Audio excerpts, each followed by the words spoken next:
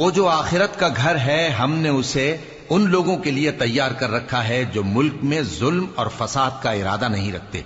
اور انجام نیک تو پرہیزگاروں ہی کا ہے۔